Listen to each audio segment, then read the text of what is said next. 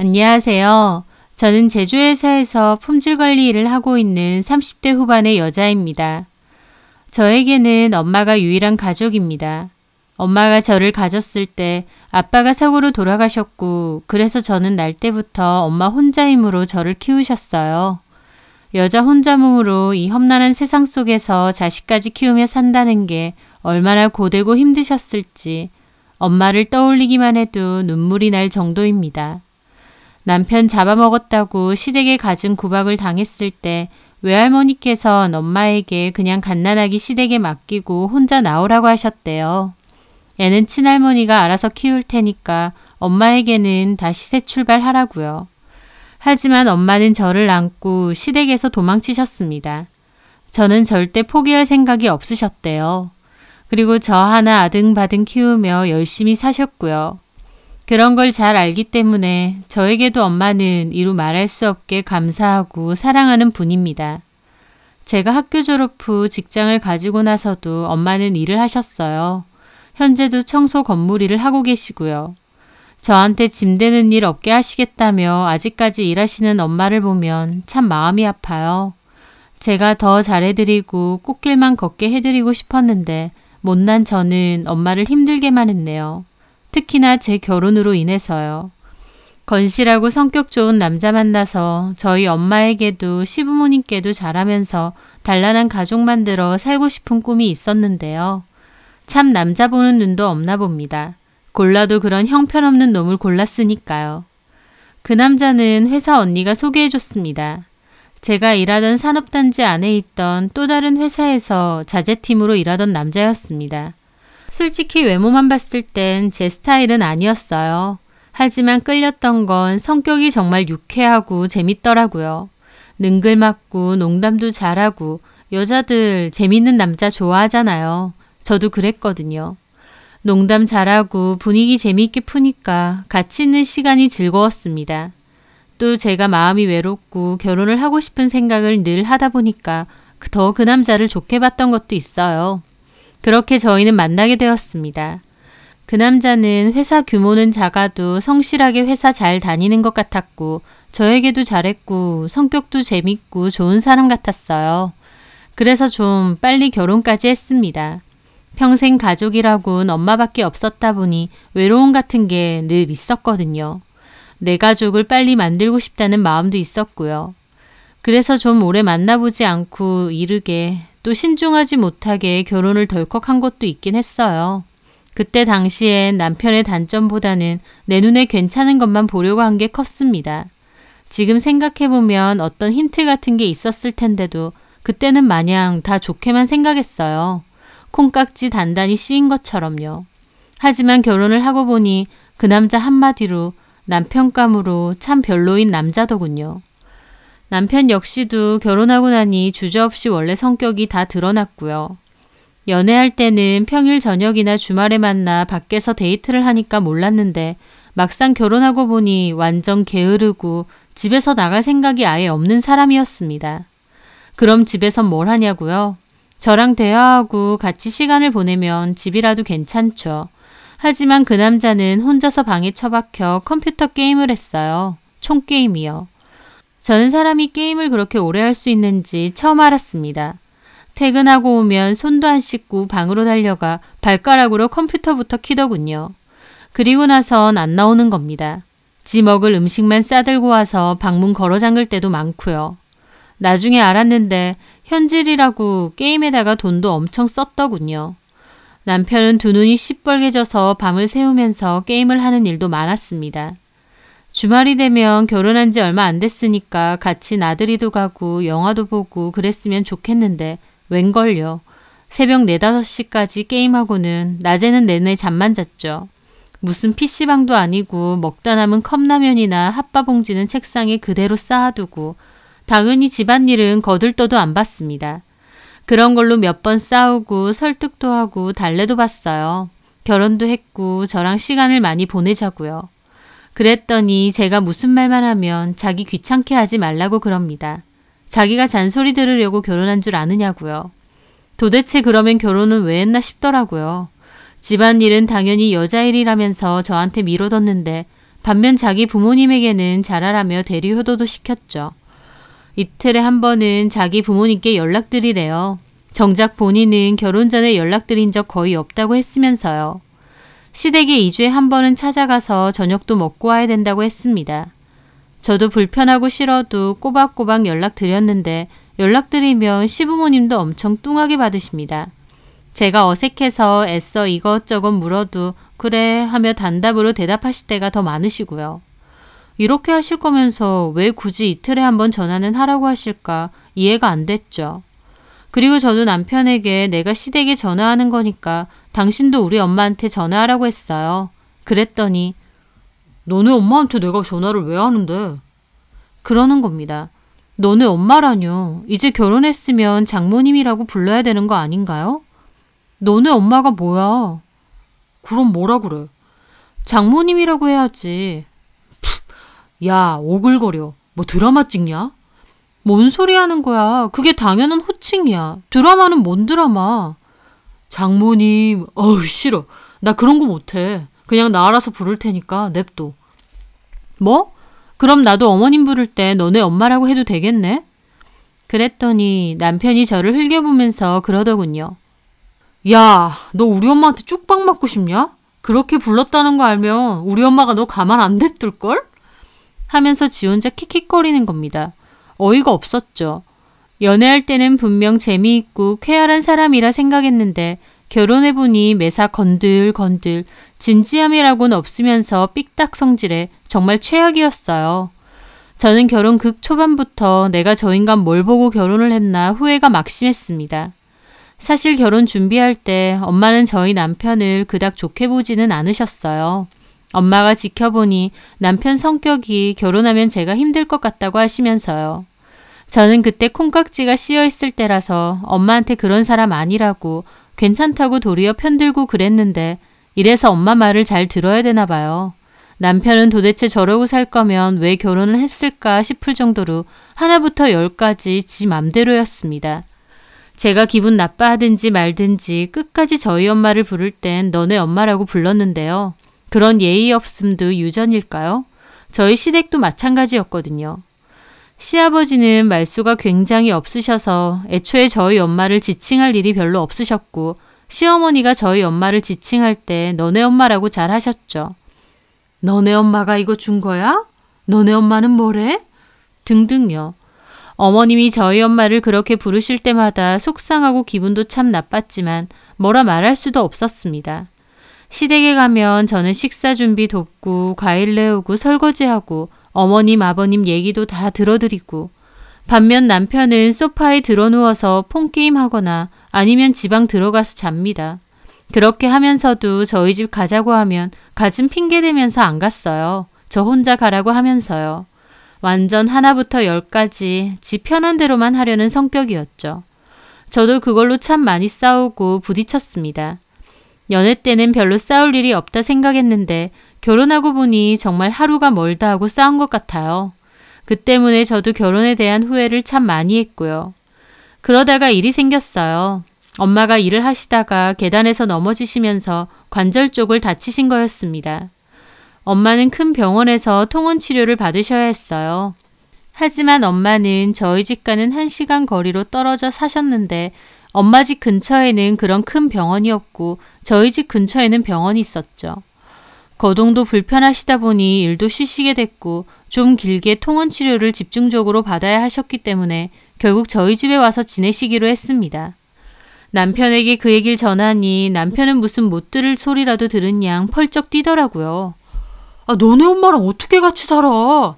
그럼 어떡해. 왕복 2시간 거리를 매번 다니실 순 없잖아. 왜 못 다녀? 다니면 되지. 다리가 불편하신데 어떻게 그렇게 다니시냐? 그래서 얼마나 있으실 건데? 넉넉 잡고 2달? 2달? 미쳤냐? 저는 너무 섭섭해서 말했습니다. 미쳤냐라니. 엄마가 다치셔서 우리 집에서 통원 치료 받으시게끔 하겠다는 건데 그게 미쳤냐 소리까지 들을 일이야? 2달은 너무 심했잖아. 아 싫어. 이 집 당신만의 집 아니야. 나도 반 냈거든. 잊었어? 그리고 우리 엄마가 당신한테 피해 끼친 거 있어? 왜 이렇게 질색하는데? 피해 지금 끼치려고 하시네. 불편해서 어떻게 살라고. 어차피 집에 오면 방에 처박혀서 게임한다고 나오지도 않잖아. 똑같이 그렇게 하면 되지. 내가 내 집에서 왜 불편해야 되냐고. 참 너무하더라고요. 속으로 불편할지언정 말이라도 좋게 할 수 있을 텐데 남편은 최소한의 눈치도 안 보고 저에게 지 기분 나쁜 건 다 털어놨습니다.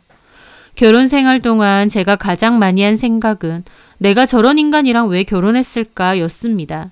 엄마가 다른 것도 아니고 아파서 치료받으러 다니셔야 된다는데도 남편은 펄쩍 뛰었어요. 결국 어떻게 했느냐고요? 남편 전동 킥보드 사주고 달랬습니다. 남편은 전동 킥보드 사고 싶다고 계속 노래 불렀고 저는 그거 위험하기도 하고 비싸다고 반대했었거든요. 남편은 전동 킥보드 제 돈으로 사주면 저희 엄마 모시는 거 허락한다고 그랬고 더럽고 치사했지만 일단 그러기로 했습니다. 그렇게 엄마를 모시게 되었어요. 엄마는 사위 보기 미안하다고 눈치를 많이 보셨는데 그게 또 너무 죄송하더라고요. 그런데 제가 킥보드까지 사주면서 합의를 했음에도 같이 산 지 얼마 지나지 않아서 남편은 틈틈이 저에게 눈치를 줬습니다. 너네 엄마는 언제까지 우리 집에 있으실 거야? 아직 있으신 지 몇 주 되지도 않았거든? 불편하다고. 팬티 입고 돌아다니지도 못하고.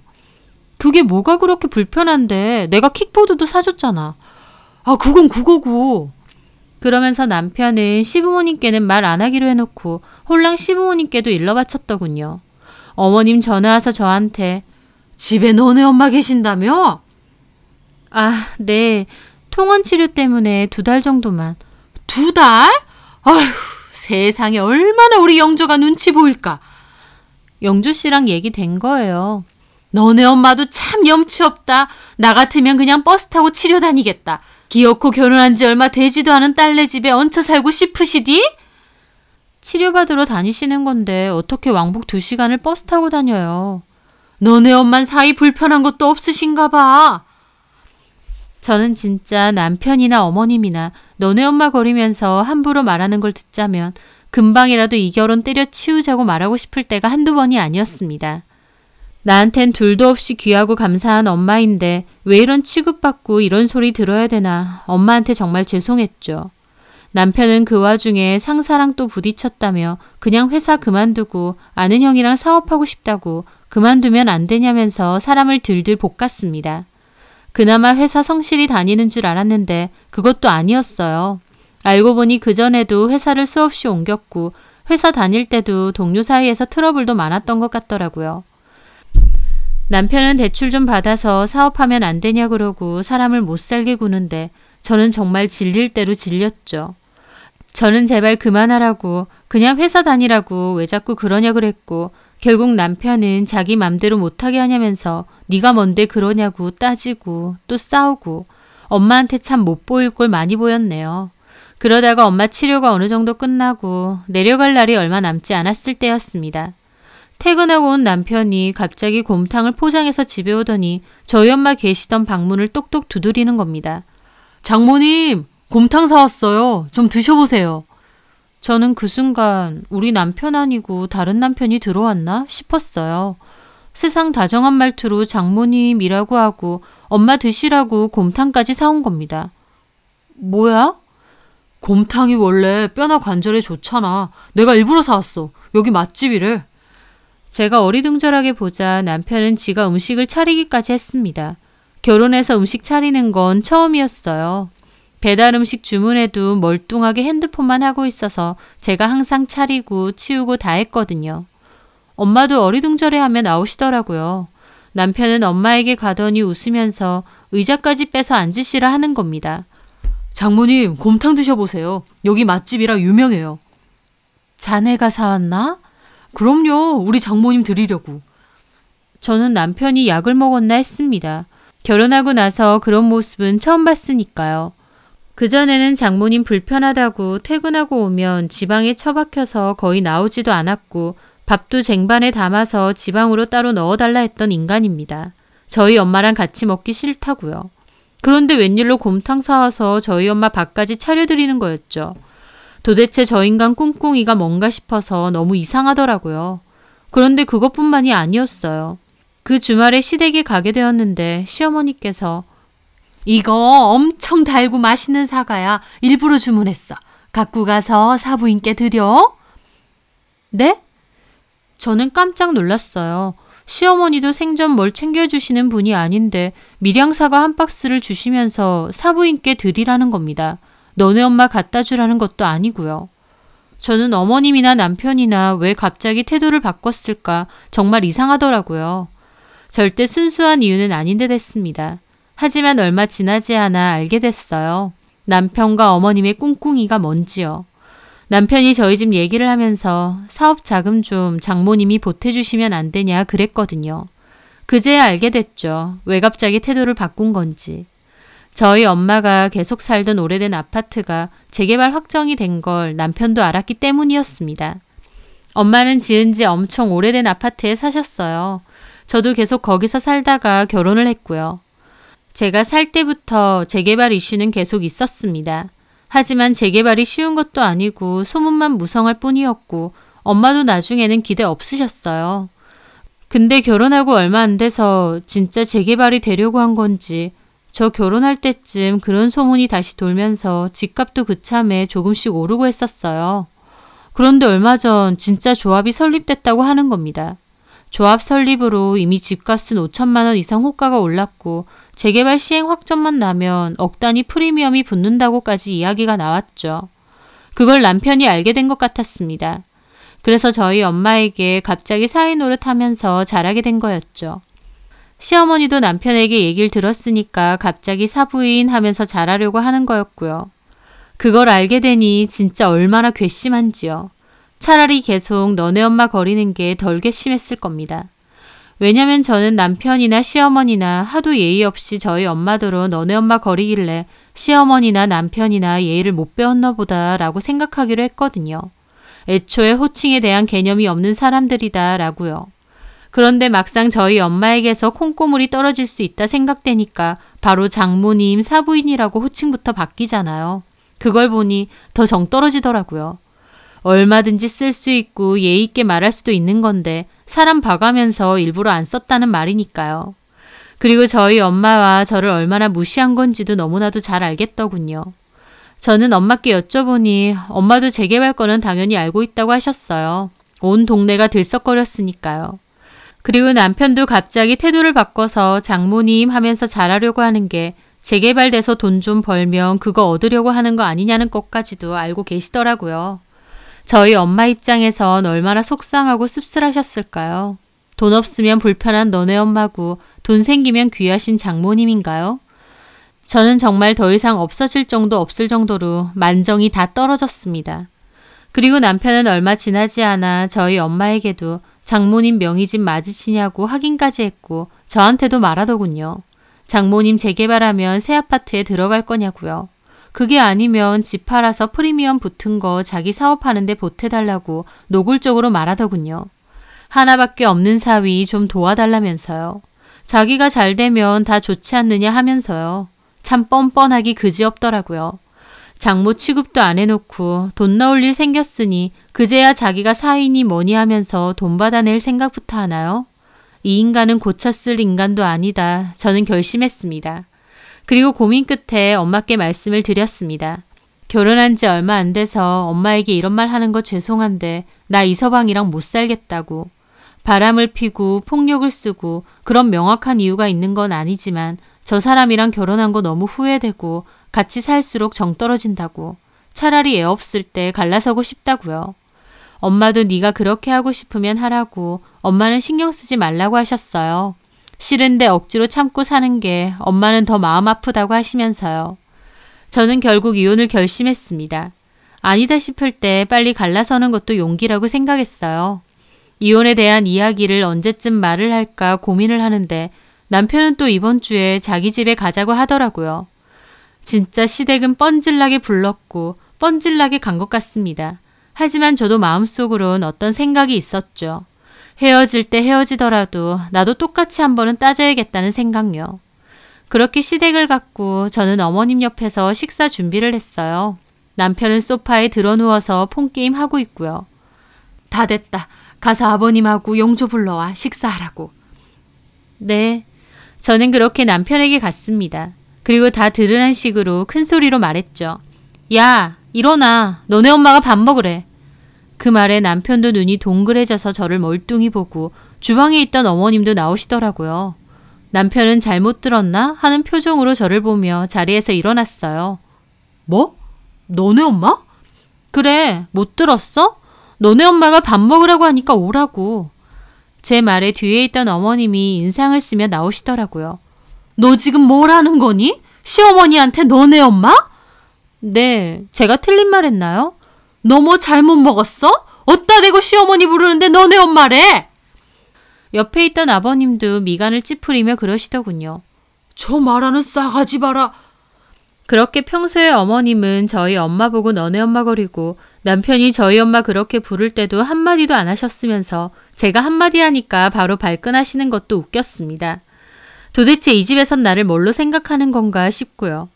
왜요? 제가 뭐 잘못 말했어요?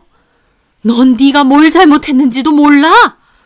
네, 저희 엄마 보고 항상 너네 엄마 그러시잖아요.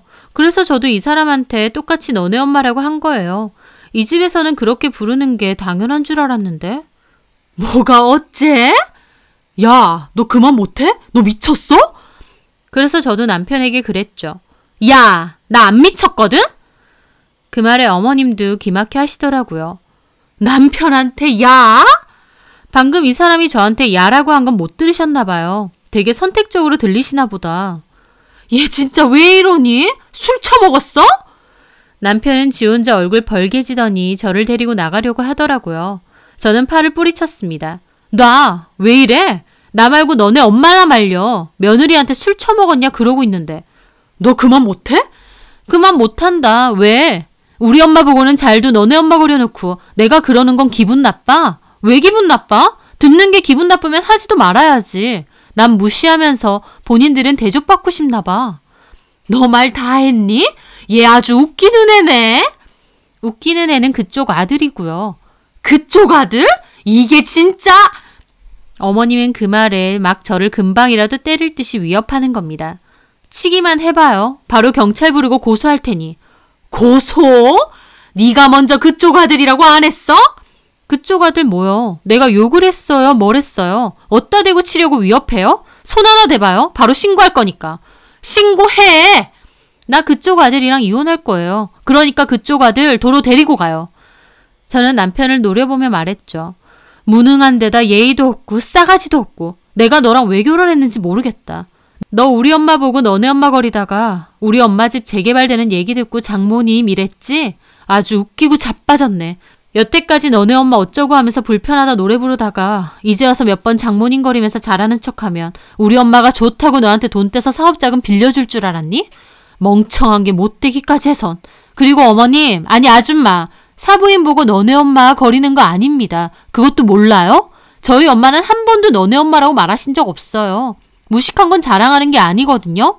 아버님도 똑같아요. 아내고 자시고 그럴 땐 가만히 있다가 며느리는 만만하세요. 나 이 사람하고 이혼하면 당신네들이랑 아무 사이도 아니야.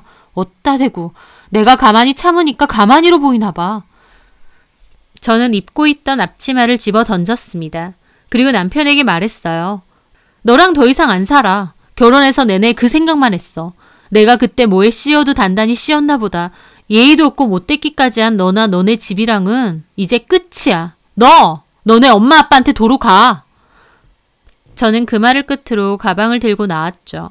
어머님, 아버님 제 뒤에서 쌍욕하는 소리가 들렸는데 그러든가 말든가 나왔습니다.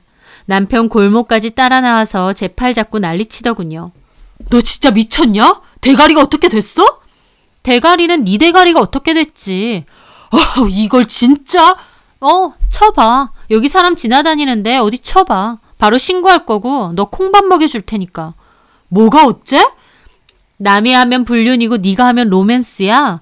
툭 하면 너나 너네 엄마, 우리 엄마 보고 너네 엄마 거리면서 무시하다가 집 재개발된다는 소리에 하루아침에 장모님, 사부인이야. 진짜 정 떨어진다. 저는 남편 손을 뿌리치고 그곳을 떠나왔습니다. 그리고 집에 와서는 짐 챙겨서 엄마 집으로 갔어요. 남편에게는 연락해서 협의혼하자고 했는데 남편은 누구 좋으라고 이혼해주냐며 안 한다 버텨서 이혼 소장 날린다고 했습니다. 그 와중에 저한테 이혼하면 저 가만 안 둔다고 협박 문자까지 보내길래 그거 다 캡처해서 소송하는데 자료로 썼고요. 남편은 저희 집이 재개발로 프리미엄 생길 것 같으니까 갑자기 이혼하자고 하는 거라고 주장했어요. 저는 남편과 시댁이 저희 집을 지속적으로 무시했고 결혼기간 동안 내내 스트레스를 받았다고 주장했고요. 이혼하는 것도 참 징글징글 하더라고요. 그 와중에 빠른 일정으로 시행 확정이 났고 저희 집은 프리미엄 받고 집을 팔았습니다. 엄마나 저나 분담금 내고 새로 아파트 들어가는 것보다 그게 나을 것 같다고 결론 냈거든요.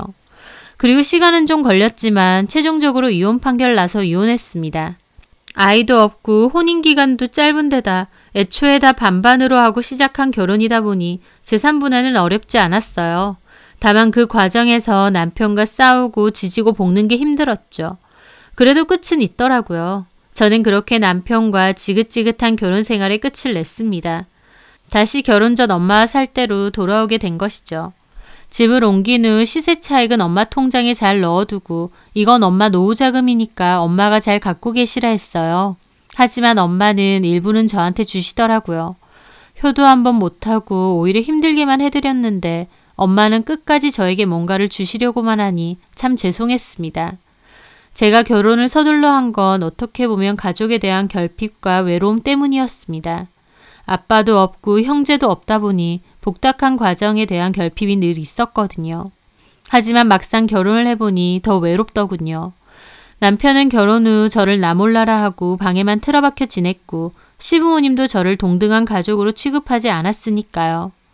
이혼 후 다시 엄마랑 같이 살게 되니 오히려 엄마가 나에게 얼마나 소중한 가족인지 깨닫게 되었어요. 없는 것에 대한 아쉬움만 생각하지 말고 내 옆에 있어주는 엄마께 감사한 마음으로 늘 잘하고 살자고 말이죠. 그래서 저는 요즘은 엄마와 많은 시간을 보내려고 노력합니다. 쉬는 날엔 같이 데이트도 잘 즐기고 엄마와 대화도 많이 나누려고 해요. 한번 엄마랑 시간 잡아서 여행도 갔다 올까 싶고요. 엄마가 예전에 남편 잃고 저를 데리고 꿋꿋이 사셨을 때처럼 이제는 제가 엄마 잘 모시고 지켜드리며 살아야 된다는 걸 깨달았습니다. 나의 유일한 가족이자 가장 사랑하는 엄마께 잘하면서 행복하게 살려고 합니다. 제 사연 들어주셔서 감사합니다.